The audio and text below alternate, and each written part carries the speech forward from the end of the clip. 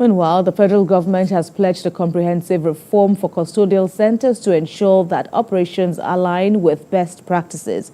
This commitment was made by the Minister of Interior, Olubunmi Tunji-Ojo, during a press briefing in Abuja. We have details in this report. The renewed promise to overhaul the Nigerian Correctional Service comes in the wake of bribery and corruption allegations within the agency. The federal government, through the Civil Defense Correctional, Fire and Immigration Services Board, has already suspended 2 senior officers implicated in the scandal. But Nigerians are demanding harsher penalties for anyone found guilty by the Special Investigative Panel established to probe these allegations. Social media influencer Martins Ose, popularly known as Very Dark Man, accused cross-dresser Idris Okuneye of bribing custodial center officials, enabling him to avoid serving his 6-month prison sentence at a designated holding facility. For this reason, the minister says that no one found culpable involved will evade justice. One thing we can be sure of, be sure of this, and I swear to God Almighty, we will not shield anybody, no matter who the person is.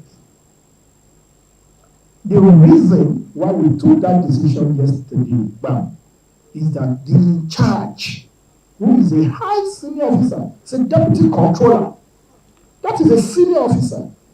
For error or whatever, he first of all takes while we investigate. He also announced other reforms to the correctional service, including enhancing the security and welfare of inmates, improving data management, and upgrading or reconstruction of new custodial facilities. In the last 9 months, we've had 53,000 promotions in our agencies. We didn't just stop there with regards to the board. We spoke to the issue of gender, and to say our women, our ladies must also be given opportunity within the paramilitary setting. This year alone, an estimated 400 inmates have escaped from the custodial centers in Borno and Niger states due to downpour and flooding. There is also the issue of poor feeding at the Afokang Custodial Center in Calabar, despite an increased budgetary allocation for inmate feeding.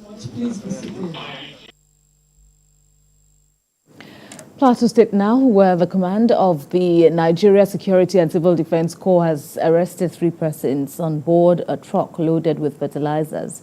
They were picked up for allegedly diverting the product from Kano State to the Barikin Ladi Council area of the state. Senior correspondent Funam Joshua has more. This truckload with NPK fertilizer was procured by the Nigerian Sovereign Investment Authority in the Office of the National Security Advisor for the Presidential Fertilizer Initiative Program. The waybill for the product shows that it was allocated for a fertilizer company in Kano State, but then diverted to the Barikin Ladi local government area of Plateau State. The 3 persons arrested were in charge of the truck at the time of the arrest. Our officers of the CBRN who were on the routine patrol apprehended a truck carrying the estimated 35 tons of granular ammonium sulfate, that is gas fertilizer, for diversion, which was meant for Guarantee Fertilizer Company, Kano State. The fertilizer is meant for blending of NPK at the affordable rate, which is procured by the federal government. And it is boldly written on it, it is not for sale. Boldly written, as you can see it there. So the suspects that were arrested, there are 3 in number. The NSCDC leadership says it will continue to collaborate with the Federal Ministry of Agriculture and Food Security to see to the success of the National Food Security Program. Funam Joshua, TVC News, Jos.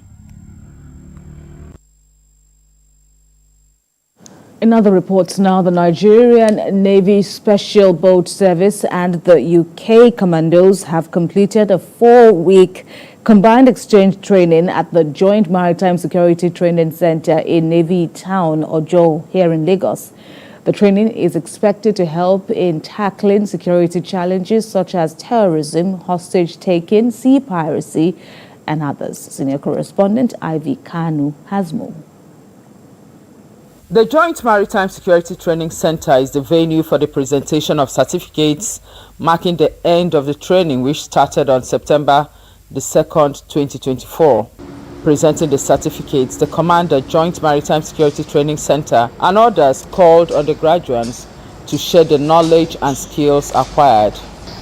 And I have no doubt that when they get back to the field, they are going to impact positively on our future operations. I equally urge you to share same experience with your other colleagues. For the graduates, I congratulate you, and I believe the ones that have gone to the field almost immediately are going to deliver. While Captain Tom Peacock spoke on behalf of the Royal Marines, Lieutenant Commander represented the graduates. We've all loved being in Nigeria, and hopefully we'll be back on future operations, and hopefully the information we've given you over this last 4 weeks you can carry on. We've learned new techniques on how to board a vessel, conduct various searches, and as well as detaining of suspects on board. Furthermore, the snipers training section was also conducted successfully well, as they have learned a thing or two that they can use in giving cover and fire support to the VBSS boarding team. They were trained on close quarters battle for assault team, maritime interdictions method and procedures, maritime snipers support to assault team from both aerial and marine-based platforms, and missions planning and execution procedures. The Nigerian SPS is a very capable force, and the training goes both ways. Although we're classed as instructors and we're teaching them over here, we also learn a lot. Participants, 10 out of 10, they turned up every day, all day, ready to learn. Some of them have already gone on their first mission. We have 6 people that are currently on board our ship, DB Abuja. To further strengthen the bilateral relationship between the two countries, the event ended with them playing volleyball. Ivy Kanu, TVC News, Lagos. And back in the United States, Nigeria's Vice President Kashim Shettima on Thursday met with the United Nations Secretary General Antonio Guterres at the UN headquarters in New York, where they discussed issues bordering on pressing matters of regional security, humanitarian relief, as well as Nigeria's role in international cooperation. State House correspondent Femi Akonde was there. Vice President Shettima solicited the United Nations support for Nigeria, especially the urgent need for relief efforts to address the devastating effects of climate change. He particularly drew the United Nations' attention to the urgent need for assistance in addressing the recent damages suffered by residents in Borno State. But he also acknowledged the efforts of the United Nations, calling for increased support in stabilizing the economic community of West African states and implementing enduring coordinated relief plans for flood victims across the country. He demanded more robust international assistance in tackling these challenges, highlighting the urgent need for action to mitigate the impacts of climate change and environmental threats on Nigeria. Nigerian government officials that attended the 79th United Nations General Assembly believes the country effectively used the global platform to advocate for social justice, peace and political stability around the world.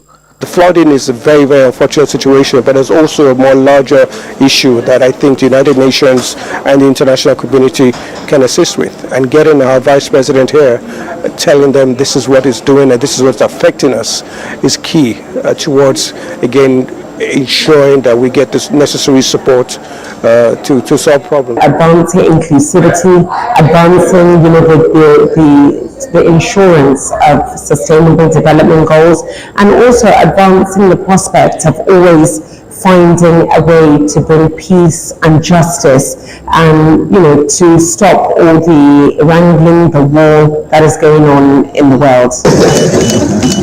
In a separate meeting, VP Shettima engaged with Commonwealth Secretary General Patricia Scotland. He described the Commonwealth as a family gathering that must be guarded jealously. The VP assured Scotland of Nigeria's continued support and participation, saying that Nigeria will play its equitable role in the Commonwealth Draft Declaration.